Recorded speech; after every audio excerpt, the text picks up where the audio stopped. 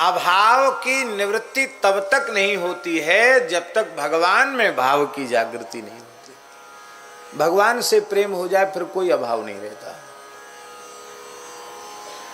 फिर चाहे अम्बरीश जी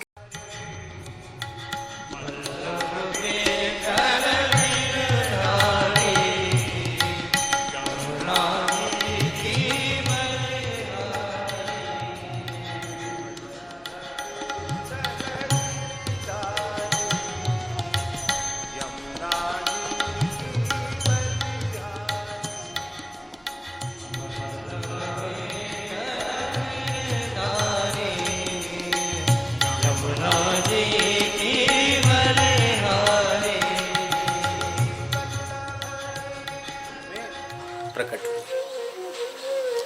नाभाजी के प्राकट्य के संबंध में भक्तमाल के टीकाकार श्री प्रियादास जी ने जो लिखा है वो उन्होंने ये लिखा है, हनुमान वंश में ही जन्म प्रसिद्ध जाको, भय दृगहीन सो नवीन बात जानिए। टीका में स्वयं प्रियादास जी लिख रहे हैं, हनुमान वंश में नाभाजी का जन्म हुआ। आप लोग कहेंगे हमने हनुमान वंश तो पहली बार ही सुना है। आपने कभी सुना हनुमान वंश?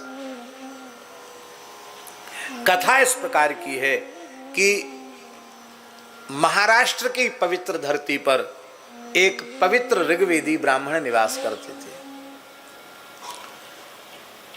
विजय मंत्र का जप करते थे, श्री राम जय जय राम इस मंत्र का जप करते थे। श्री हनुमान जी के परम उपासक थे।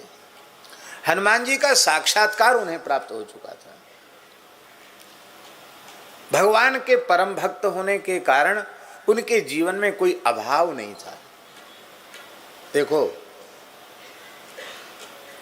संसार के किसी भी मनुष्य के अभाव की निवृत्ति तब तक नहीं होती है जब तक कि उसका अंतःकरण पूरी तरह भगवान में समर्पित न हो जाए। अभाव से निवृत्ति तभी होगी जब हमारे अंतःकरण की स्थिति भगवान में हो जाएगी, क्योंकि भगवान स्वभाव से ही परिपूर्ण है। परिपूर्ण भगवान में जब हमारे चित्त की स्थिति हो जाएगी तो हमारे समस्त अभावों की निवृत्ति हो जाएगी। और जब तक हमारा चित्त शरीर संसार में लगा रहेगा तब तक सारे संसार के पद प्रतिष्ठा वैभव धन संपत्ति सब कुछ एक ही मनुष्य को मिल जाए तो भी उसके अभाव की निवृत्ति होने वाली नहीं है, क्योंकि प्रकृति ये जगत अभाव रूप है, भगवान भाव रूप है। इसलिए भगवान में चित्त की स्थिति होनी चाहिए, फिर अभाव नहीं रहेगा, चाहे भले ही अत्यंत निर्धन ही क्यों न हो। यदि भगवान में चित्त की स्थिति है तो जीवन में अभाव नहीं।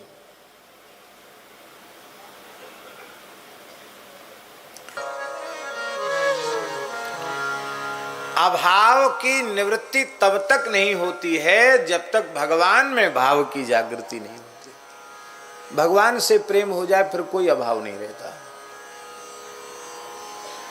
फिर चाहे अम्बरीश जी के जैसा चक्रवर्ती सम्राट हो और चाहे सुदामा जी के जैसा अकिंचन हो, अभाव रहता नहीं।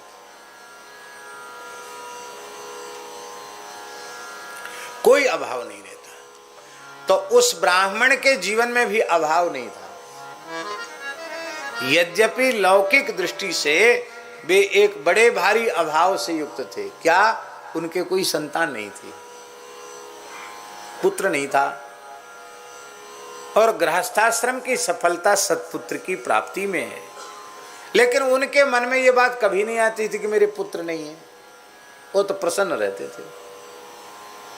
अवस्था भी हो चुकी थी उनकी, अब पुत्र प्राप्ति की अवस्था नहीं थी उनकी। पर भगवान की लीला, एक दिन वे ब्राह्मण देवता जंगल में जो भगवान का मंदिर, हनुमान जी का मंदिर, वहां नित्य भजन के लिए जाते थे। तो साधन के लिए जा रहे थे तो सवेरे सवेरे एक माताजी उनके सामने, एक महिला सामने आ गई। बुरा नहीं माने, माताओं का स्वभाव ही कुछ ऐसा होता है कि उनके मन में जो आता है वो आ जाए बस। फिर तो यहाँ डांट तो लगी नहीं है, फट से बोल देगी। माताओं का स्वभाव बस उनके मुंह में मन में आ जाए, फिर किसी को नहीं छोड़ती। तो जैसे ही वो वयोवृद्ध पंडित जी दिखाई पड़े, अरे राम राम, आज सवेरे सवेरे निपुते का मुंह देखने को मिल गया। आज का दिन भगवान जाने कैसे कटेगा, क्या होगा भगवान जाने। पुत्रहीन का मुंह देखने को मिल, निपुते का मुंह देखने को मिल गया, ये कह दिया उसने। वैसे इनको बुरा नहीं लगता, पर पता नहीं कभी कभी कोई बात बैठ जाती भीतर, बड़े दुखी हो गए। तो जब हनुमान जी के वहां गए भजन करने, तो श्री हनुमान जी ने देखा कि आज ये भजन तो कर रहे हैं पर दुखी हैं, प्रसन्न मन नहीं है। तो हनुमान जी ने कहा कि आप राम नाम कीर्तन करते थे, बड़े प्रसन्न होते थे, दुखी क्यों हो? बोले महाराज अब क्या कहें, हमने तो आपसे कभी कुछ मांगा नहीं, हमको चाहिए भी नहीं, पर अब हमारा तो जीवन ही व्यर्थ है। हमारा मुंह देख के लोग कहते हैं कि अशुभ हो गया, अशुगुन हो गया, निपुते का मुंह देखने को मिल गया। तो हमने तो आपसे कुछ मांगा नहीं, हमको चाहिए भी नहीं, पर हमारी तो अब हमारा जीवन पूरा हो जाए सो ही अच्छा। बोले नहीं कोई बात नहीं है, तुम्हारे प्रारब्ध में तो पुत्र नहीं है, पर तुमने कभी कुछ मांगा नहीं और आज भी तुम याचना नहीं कर रहे हो, पर मैं अपनी ओर से कृपा पूर्वक दे रहा हूं। मेरी कृपा से तुम्हारा वंश चलेगा और तुम्हारे वंश में एक महान भक्त प्रकट होगा, महान संत प्रकट होगा। तो हनुमान जी की कृपा से उस ब्राह्मण का वंश चला, तो उस ब्राह्मण के वंश का नाम हो गया हनुमान वंश। क्या नाम हुआ? हनुमान वंश।